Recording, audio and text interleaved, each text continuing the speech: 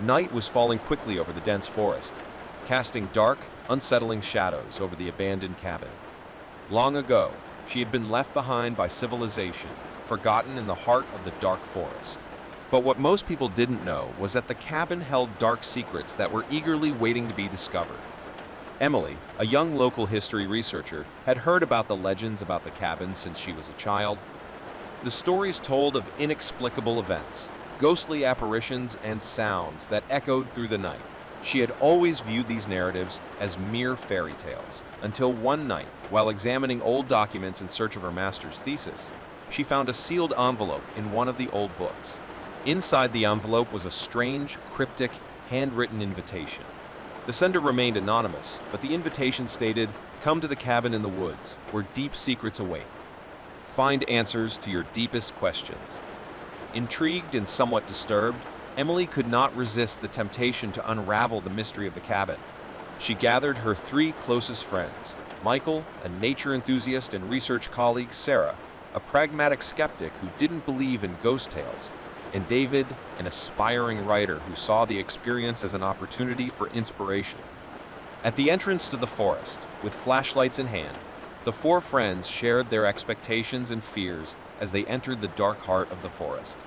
The dim light of the lanterns could barely penetrate the thickness of the vegetation, and the feeling that they were being watched by the invisible eyes of the forest sent shivers down their spines. As they continued, the silence of the forest was deafening, and the rustling of leaves beneath their feet echoed like unsettling sighs. It was as if the forest itself was trying to stop them from reaching the cabin. But Emily and her friends continued, guided by the mystery that awaited them. The cabin was now in sight, a shadowy silhouette in the night. As they approached the hut, the friends felt a chill run down their spines. The wood of the structure was worn and aged, but the cabin looked almost intact, as if time had spared it. A creaky, aged wooden door invited them in, and they could not resist the temptation to uncover the secrets that waited inside. With a hesitant push, the door opened, revealing the cabin's interior. A thin layer of dust covered the floor, as if no one had been there in years. Dusty books lined wooden shelves, and a central table was covered in a Ouija board. The environment exuded a sense of desolation and untold secrets. As they explored the cabin, the creaking of the floorboards beneath their feet echoed like unsettling whispers. The Ouija board seemed to be crying out for attention, and Sarah, the skeptic, scoffed at the idea of using it. Emily, however, felt that the board had a story to tell, and her desire to unlock its secrets was irresistible. She and her friends gathered around the board, their hands lightly placed on the small sliding piece. With a hesitant question, Emily began her search for the unknown. She asked, "Who or what is in this cabin?" The board piece began to move, spelling out the words, "I am." Emily's heartbeat quickened, and a feeling of unease washed over everyone in the room. Whatever was communicating with them was about to reveal the cabin's deep secrets, and the friends were about to embark on a journey that would change their lives forever. The Ouija board piece continued to move, slowly spelling out the words, "I am Marcus." The atmosphere in the cabin became even more tense, and the friends looked at each other, wondering if this was real or just an elaborate trick. "Marcus, are you trapped in this cabin?" asked Emily, barely able to contain her excitement and nervousness. The board responded affirmatively, moving to yes. "Why are you here?" Sarah questioned skeptically. The response that followed made everyone shiver. The mystery deepened. David looked at the dusty books on the shelves and had an idea. He picked up one of the volumes and began leafing through it, looking for clues about the ritual. Emily and Michael continued to ask questions of the board while Sarah watched, still skeptical. The diary David found appeared to date back decades. He began reading aloud. "This is the diary of Marcus Hawthorne, an alchemist and occultist who sought out forbidden knowledge in hopes of gaining superhuman powers. He was obsessed with a ritual that would supposedly open a door to the afterlife and would allow dark beings to manifest themselves." As David read, the room seemed to fill with an invisible presence. Shadows writhed on the walls, and unintelligible whispers echoed through the room. It was as if Marcus himself was witnessing what happened to his diary. The night outside was pitch black, and the roar of the wind added a chilling soundtrack to what was happening inside the cabin. The friends were now embroiled in the dark story of Marcus Hawthorne and the ritual he had attempted to perform. David continued reading. The ritual demands a human sacrifice to open the door. An innocent soul must be offered in exchange for the promised powers. I refuse to go through with this. It is madness. As Marcus's words echoed around the room, a growing sense of horror enveloped them. They knew something was terribly wrong in that cabin, and Marcus Hawthorne's dark past was beginning to haunt them. Michael found a passage that indicated the need to end the ritual and seal the door that Marcus had tried to open. The diary explained that the only way to do this was to repeat the ritual, but with a different goal: to seal the door and free the trapped soul.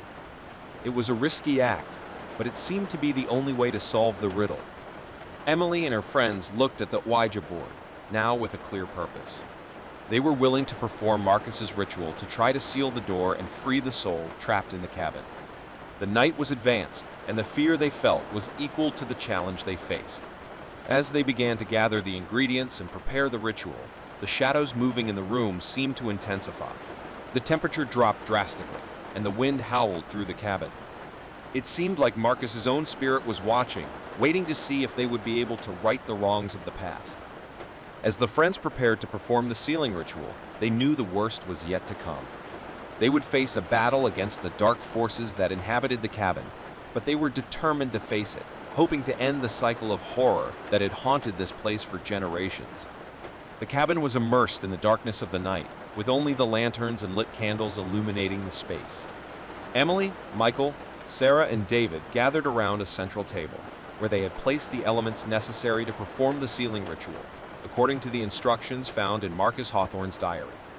Each of them held a lit candle and focused their energy on the process that was about to begin. The Ouija board was placed in the center of the table, and everyone placed their hands on it, ready to invoke the ritual. The air was charged with electricity, and a palpable tension hung in the room. Emily began to recite the words that Marcus had written down in his diary, in an ancient and mysterious language. The sound of his voice echoed through the room, mixed with the roar of the wind outside. The cabin seemed to vibrate in response to the words spoken, as if the place itself was coming to life. As Emily recited the words, the Ouija board began to move on its own, smoothly gliding through the letters and spelling out messages in a language no one understood. It was as if Marcus was guiding them through the ritual, even after so many years. As the ritual unfolded, the candles began to flicker and a chilly breeze swept through the room. Shadows writhed on the walls, taking on sinister shapes that seemed to watch the group. Fear grew, but Emily and her friends remained focused on their goal, sealing the door that Marcus had tried to open. The climax of the ritual approached when, suddenly, the room was plunged into total darkness. The candles went out, and the Ouija board stopped moving. An invisible presence hovered in the air, and the silence was deafening. Everyone felt like something had changed, but they weren't sure what. Then, a voice whispered in the darkness, echoing like a distant echo. "Thank you." It was Marcus Hawthorne's voice. He was grateful for her help in trying to right the wrong he had made decades ago. Little by little, light returned to the cabin. The candles lit themselves again, and the Ouija board stopped moving.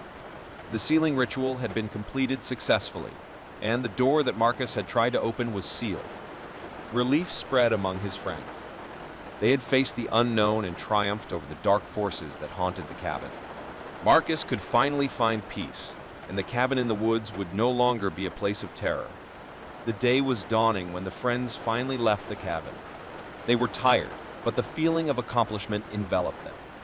The forest was quiet and serene, as if it knew that the evil that had once existed there was gone. However, they knew that this experience would leave a mark on their lives forever. They had witnessed the horror, faced the unknown, and triumphed over the shack's dark past. Now the cabin was at peace, and they could finally return home feeling like they had done the right thing. They knew that the story of Marcus Hawthorne and the dark ritual would forever remain in their memories. But in the end, what mattered was that they had righted the wrongs of the past and freed a trapped soul, thus ending the cycle of horror in the cabin in the woods. After sealing the door that Marcus Hawthorne had tried to open decades ago, Emily and her friends left the cabin in the woods with a feeling of triumph and relief. They believed they had ended the cycle of horror that haunted the place, but they were far from imagining what was yet to come. At first, everything seemed normal. The forest was calm and serene, and the group walked away from the cabin toward the trail that would take them back to civilization. However, as they advanced, they began to notice subtle changes in the surrounding environment. The forest seemed darker than usual, and shadows moved unsettlingly between the trees. Emily and her friends exchanged worried looks. The atmosphere of triumph they had experienced moments ago dissipated, replaced by a feeling of apprehension. David was the first to mention what everyone was thinking. This doesn't feel right. The forest looks different. Sarah agreed, adding, and the shadows. They're moving weirdly. The group continued walking, but the feeling that something was wrong only grew. The shadows moved more and more frantically, as if they had taken on a life of their own. The wind whispered unintelligible words, echoing the dark whispers they had heard in the cabin. When they finally reached the car parked at the trailhead, the feeling of relief was palpable. They got into the vehicle, wanting to leave the forest behind. But as they started the engine and drove down the road, the darkness of the night seemed to follow them. The shadows continued to move, now inside the car. Fear set in as they realized that the shadows were no longer just shadows, but something more sinister. They seemed to take the form of distorted faces, empty eyes that watched the group with frightening intensity. Emily tried to remain calm and sped up the car, desperate to escape the dark influence that enveloped them. But no matter how hard they drove, the shadows persisted. The wind howled outside, as if it was trying to stop them from escaping. As the shadows moved inside the car, the tension between the friends increased. They began to accuse each other, questioning whether the sealing ritual had actually worked. David was convinced they had unleashed something terrible by messing with supernatural forces. That's when a voice whispered from inside the car, echoing the words from Marcus's diary. An innocent soul must be offered in exchange for the promised powers. The friends looked at each other in shock. It seemed as if the shadows were demanding a sacrifice in exchange for sealing the door. Sarah, terrified, exclaimed, "We can't do this. We can't offer up an innocent soul." Emily agreed and decided that the only way to deal with the situation was to return to the cabin in the woods and try to reverse what they had done. They needed to reseal the door, no matter what the cost. The car made a U-turn and returned to the cabin, where the shadows seemed even more intense. The friends rushed in and gathered around the table where they had performed the sealing ritual. Emily began reciting the words of the ritual, begging for the door to be sealed once and for all. The candles lit themselves, and the Ouija board began to move again. But instead of spelling out messages, he addressed Emily. A soul must be offered. The shadows writhed around them, as if eager for a sacrifice. Emily looked at her friends, terror in her eyes. She knew what needed to be done to save their lives. With a heavy heart, she offered herself as a sacrifice, placing her hand on the Ouija board. The shadows calmed down, as if they had gotten what they wanted. The sealing ritual was completed again, and the door was finally sealed. The shadows retreated, disappearing into the darkness. The friends left the cabin, leaving behind a part of themselves and a grim reminder of what they had faced. The forest was silent once again, but they knew the price paid was high. They returned home, never speaking again about that night in the cabin in the woods.